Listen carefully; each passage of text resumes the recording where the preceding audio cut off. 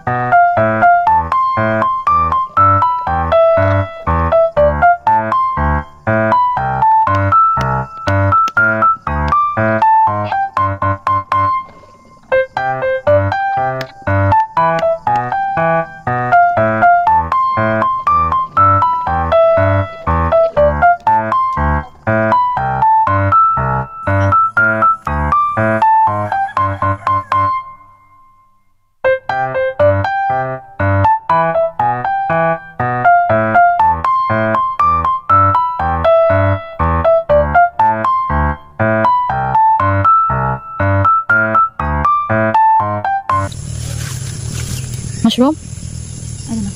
Di ba mo na siya nga ginautan? I don't know. Wala, anong tawag nito sa inyo guys? Basta ginautan man eh. So di na tanan ako gali. Di ba masatamagutan po. At dito naman guys ay nangunguha kami ng bani, yung palak ng saging. Dito namin isasalin pag maluto na yung latik. At nangunguha din po kami ng dahon ng saging dahil dito po namin ibabalot ang aming balikutsa.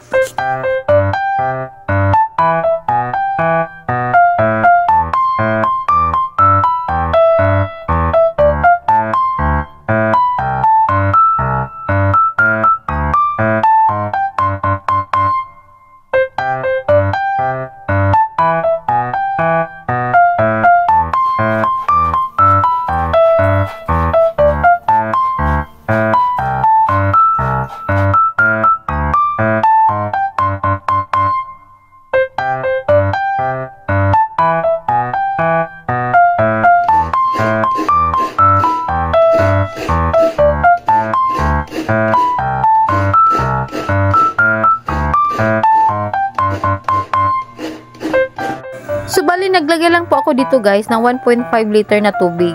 2 liters po ang gagamitin po nating gata. 1.5 lang po muna ang nilagay ko kasi kakatas pa naman yung ating niyog.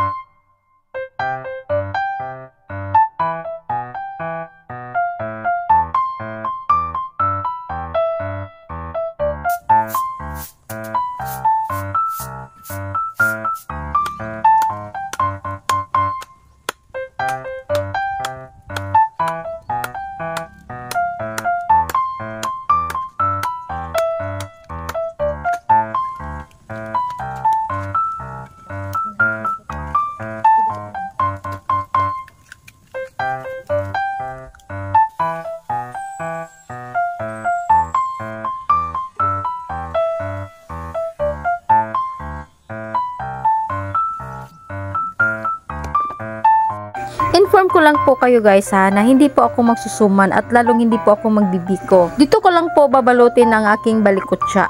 At ito lang naman po ay optional. Pwede po kayong gumamit ng glaze paper. So dito na naman po tayo sa ating pinakuluang gata. So bago po natin ilagay yung asukal, kailangan po talaga na napakuluan po natin na maigi yung ating gata at lumabas po yung kanyang aroma. So naglagay lang po ako ng 4 na tigwa 1/4 na asukal guys. Bali 1 kilo po ang nilagay ko. Mas kubado po ang ginamit ko at pwede naman po kayong gumamit ng brown sugar.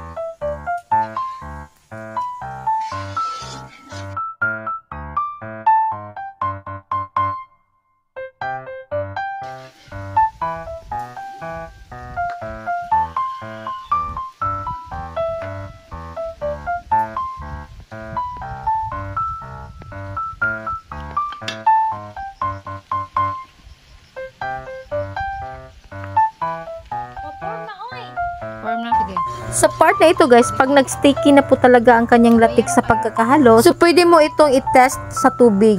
So maglagay ka lang ng tubig sa mangkok.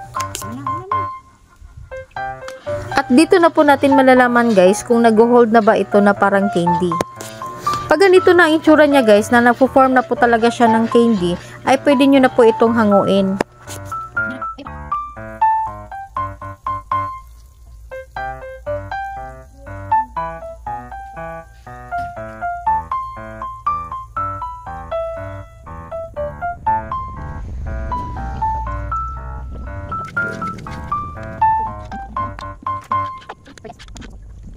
So gumamit ka pala ko dito guys ng Sanrio, yung rubber band na maliliit. Ito lang naman po ang gagamitin kong pangtali para naman sa ganon ay maibalot ko ng maayos yung aking balikutsa.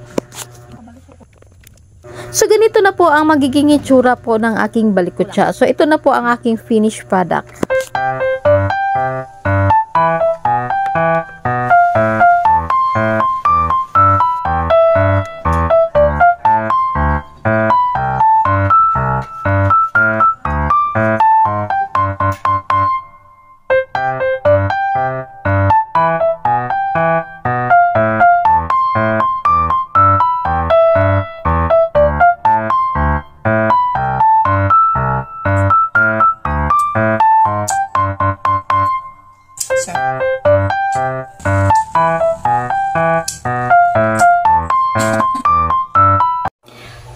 guys, titikman po natin yung ating ginawang balikutsa. So, balikutsa po ang tawag nito sa Visayas, guys.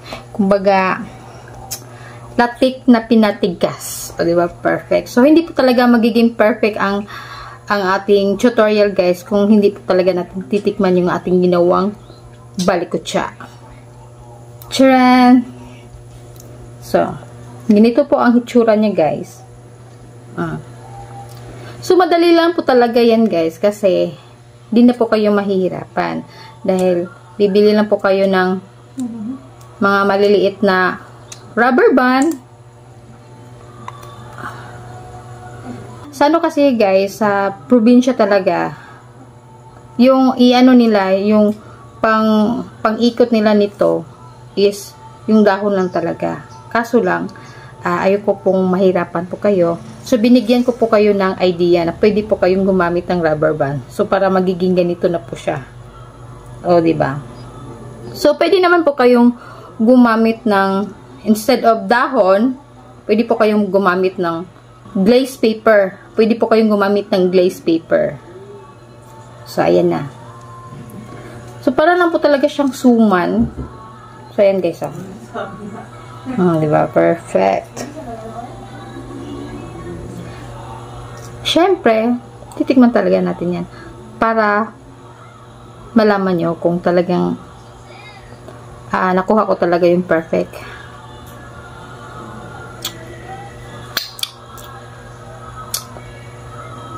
Ano siya guys, siyempre matigas.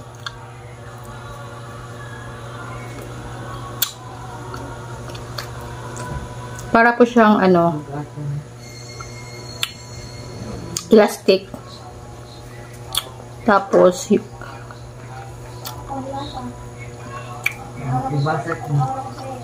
tama lang po talaga yung tamis niya. Kasi gumamit po tayo ng 1:2. So, 1 kilong maskubadong sugar. Tapos, 2 liters po ng gata.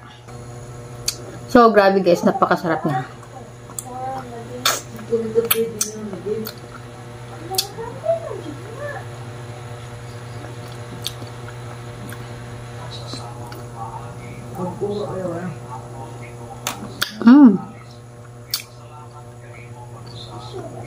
Grabe, perfect. Napakasarap po talaga niya. Tapos, para po talaga siyang yema nga. Ano Tagalog ng unit? Grabe guys, napakasarap talaga niyang nguyain. Tapos, hindi siya kasing tigas ng candy nga na parang bato. Ano lang siya, para siyang elastic. So, ang benta ko talaga nito guys ay 5 piso isa. So, tama lang po talaga ito guys sa 5 piso. Nawa na ko istorya ko nun.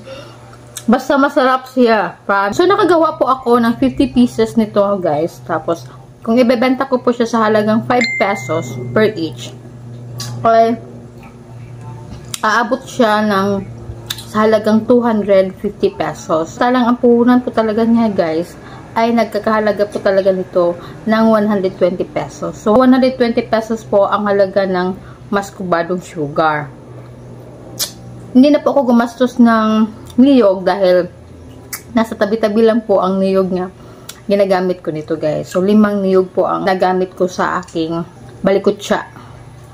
At dito po nagtatapos ang aking video. Sana po ay may natutunan po kayo sa araw na ito. At kung nagustuhan niyo po ang aking video, huwag niyo pong kalimutan na pindutin ang subscribe button and hit the notification bell para lagi po kayong updated sa mga videos na aking i-upload. So, that's it for today's video. Thank you for watching. Bye-bye!